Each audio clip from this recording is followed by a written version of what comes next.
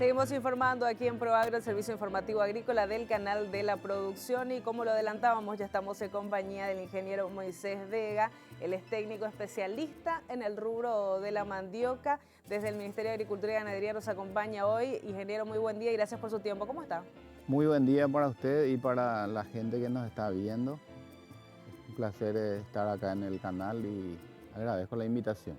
Bueno, y nosotros le agradecemos el tiempo porque tenemos algunas consultas de nuestros televidentes respecto a este rubro tan importante, pero antes creo que es muy importante presentarle a la gente cuál es el escenario en el que está la producción de mandioca en esta campaña agrícola este año en nuestro país. ¿Cuál es la situación, ingeniero? Si podemos hacer como vamos a decirle, una pantalla, presentar el contexto un poquitito en el que se encuentra el nivel de producción y las condiciones.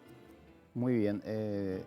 Esta es una campaña muy atípica, muy irregular, digamos, en cuanto a lo que hace a las condiciones para que haya una producción de buen rendimiento y buena calidad principalmente, ¿verdad? Ha sido afectado por el factor climático principalmente, que fue el que más golpeó, digamos, el disparador de toda la problemática que se presentó este año, ¿verdad? La sequía de 2 a 3 meses que detrás de esa sequía fuerte, digamos, que ha golpeado no solo a la mandioca, ¿verdad? Que a otros rubros también le ha dado esos daños y esas pérdidas. Entonces la mandioca ha tolerado, ha aguantado esa sequía, pero detrás de eso vinieron alta población, alta multiplicación de plagas principalmente, ¿verdad? Las plagas, la mosca blanca que fue la que más impactó, digamos, y sumado a eso también la fragilidad, digamos, también del cultivo mismo, ¿verdad? Porque es un cultivo muy manejado así en forma muy tradicional, ¿verdad? Entonces, es difícil que tenga mucha defensa, mucha resistencia ante un estrés hídrico de 2 o 3 meses, y posterior a eso el intenso ataque de las plagas, principalmente la mosca blanca, como dije, y luego ya ahí mediados de febrero, marzo, que vinieron las lluvias que le ayudaron a la planta a su recuperación, y posteriormente ya esto iba cargando la raíz, pero no lo suficiente, no le dio el tiempo como para que haya una carga plena de raíces, y por lo tanto la baja producción y la baja calidad sobre todo que afectó bastante. Por eso estamos teniendo muchos problemas de muchos reclamos y muchas consultas también de los productores, ¿verdad? Muy preocupados por la situación de que se ven afectados, ¿verdad? Porque hay una pérdida importante en cuanto a los rendimientos en esta campaña, y también la calidad, como dije, que no se ablanda más la mandioca, no es más rica, en fin, todos los reclamos también de los consumidores principalmente, y también para el uso industrial, que hay escasez de materia prima. Entonces eso también hace que tengamos un escenario, como dije, muy atípico, y que hace tiempo que trabajamos en este rubro y es la primera vez que se presentó así en esta forma tan intensa y en corto tiempo, que apareció con mucha agresividad las plagas, y también en la última etapa de su ciclo ya las enfermedades de fin de ciclo, que le llamamos, ¿verdad? Que afectaron el follaje, que son hongos, bacterias que con esta alta humedad que vino desde fines de febrero, marzo, que han aparecido agresivamente también, ¿verdad? Porque ya la planta llega muy debilitada y por todo lo que ha pasado, ¿verdad? Está susceptible, vamos a decirle, a estas plagas de enfermedades. ¿Cuáles son las variedades de mandioca que tenemos en Paraguay? Porque son varias. Tienen así sus nombres tradicionales, vamos a decirle, que conocemos nosotros un poquitito, pero ¿cuántas son las que se producen? Y las variedades dependen de qué zonas también están, para que después nos pueda detallar un poco más, ¿no? ¿Qué plagas y enfermedades llegaron a qué zonas del país? Sí, a nivel país tenemos una gran diversidad genética, digamos, gran cantidad de variedades que se han difundido, digamos, a través de la técnicas tradicionales de los propios productores, ¿verdad? Se hizo una colecta de más de 300 variedades en la década de los 90, pero actualmente yo creo que eso hay que actualizar de vuelta. No sabemos ahora mismo cómo está en cuanto a variedades, ¿verdad? Porque hay mucha gente que dejó de plantar ciertas variedades justamente por el tema de plagas, enfermedades y la problemática de los bajos rendimientos y la baja calidad. Entonces, Hay variedades muy productivas que en suelos así muy fértiles, digamos que producen muy bien, pero hay también la situación, en líneas generales, el factor suelo es lo que determina también los rendimientos, ¿verdad? Y sabemos que la gran parte de los suelos son ya de décadas, de años, de más de 30, 40, 50 años de uso, y eso se va degradando y agotando y tampoco favorece mucho para que los rendimientos se mantengan, al contrario, eso ayuda a que va ya disminuyendo.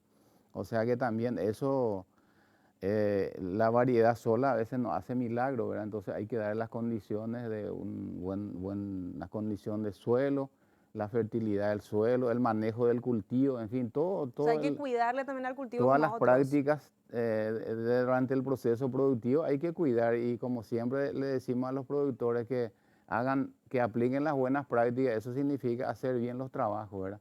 Pella popular la pendencia, pues entonces con eso es lo que va a lograr, digamos, el mejoramiento de la producción, porque a veces ellos dicen, tráigame la variedad buena, pero la variedad sola tampoco hace milagro. Entonces hay que cuidar todos los aspectos en cuanto a suelo, calidad de la semilla, el manejo del cultivo y todo lo que hace al control, al monitoreo y el control de plagas y enfermedades, que a partir de ahora yo creo que eso va a ser una tarea mucho más insistente también de parte de nosotros los técnicos de las instituciones y también de los productores, decidirse en hacer mejor las cosas, porque esto de el cambio climático vino para quedarse. Eso no va a ser tan normal de acá en adelante, y detrás de eso viene, digamos, también el comportamiento más agresivo de plagas y de enfermedades. Por eso, ante esta realidad que estamos teniendo, tenemos que valernos y aplicar las buenas prácticas, la tecnología, y usar los insumos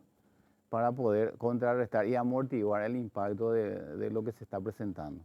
Ingeniero, nosotros estamos acostumbrados a tener mandioca todo el año. O sea, no sentimos los consumidores por lo menos. Y es como un cultivo también que además de ser de rentas de autoconsumo, entonces siempre están por lo menos un poquitito ahí en la parte de atrás de la casa. No es luego ni en la chacra, sino ahí bien cerca nomás de nosotros.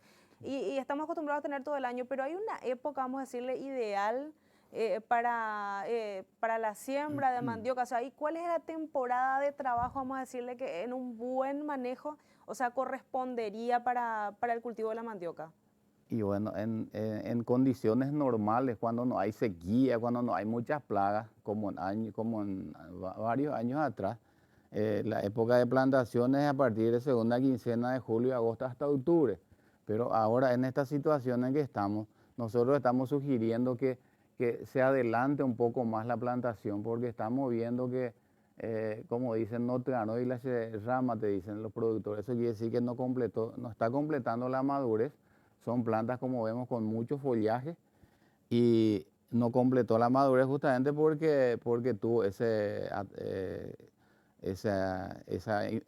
efecto por la sequía prolongada. Entonces no pudo completar en época normal su ciclo, ¿verdad? No cargó toda la raíz y tampoco maduró bien la rama semilla. Por eso también normalmente en la época de invierno se corta para proteger el material de las heladas y del frío, ¿verdad? Entonces, ahora lo que está sucediendo es de que, como no maduró la semilla, tratar de utilizar la parte más madura, que es la parte basal y media. Eso es lo que estamos recomendando, ¿verdad?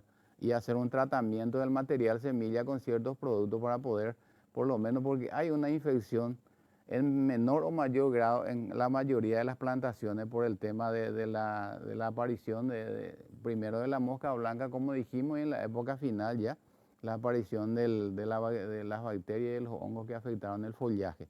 Como dicen los productores, hongos jumbala se rama, te dicen. Entonces eso es unos problemas que aparecen detrás de la mosca blanca. Hay un hongo que cubre toda la hoja de color negro, que eso también por un lado ennegrece la hoja, y por otro lado también la bacteriosis y otros hongos que han afectado y que ennegrecieron toda la hoja. Entonces por eso el productor dice que se fundió todo su cultivo, pero en realidad eso hay que inspeccionar bien, con más razón inspeccionar planta por planta y ver las mejores semillas para poder preparar de eso su nuevo material que va a plantar este año y hacerle un tratamiento para poder, como dije, reducir y tener un poco más de protección de la planta, de la rama que uno planta para la nueva plantación. Esta afectación que usted menciona de enfermedades, plagas varias, está mencionando varias, según el reporte que tienen ustedes como Ministerio de Agricultura y Ganadería, ¿en qué zonas del país afectaron puntualmente? ¿Hay zonas que se salvaron? ¿Hay zonas más afectadas? Y realmente es una problemática que donde uno va encuentra, por lo menos indicios encuentra, pero hay zonas que fue más fuerte, más impactante, ¿verdad? Principalmente en donde hay en suelos más pobres, más agotados, donde hay, digamos, ya una producción así muy tradicional, digamos, de años que utiliza su propia semilla, que como dijimos el suelo está muy agotado, entonces en esas condiciones es lo que más impactó. Entonces acá en la zona he visto yo en Paraguarí, en Misiones, en Caazapá, parte de Caaguazú y parte de San Pedro también, que como dije, bastante afectado e impactante esa problemática. Pero yo también visité zonas de consuelo de mayor fertilidad, de mejor fertilidad, digamos, y no fue muy fuerte el impacto. O sea que también el tema de la capacidad digamos, de las condiciones del suelo hace que ayude a la planta a una mejor nutrición y por lo tanto que se defienda mejor ante estas condiciones de estrés y de ataque de adversidades.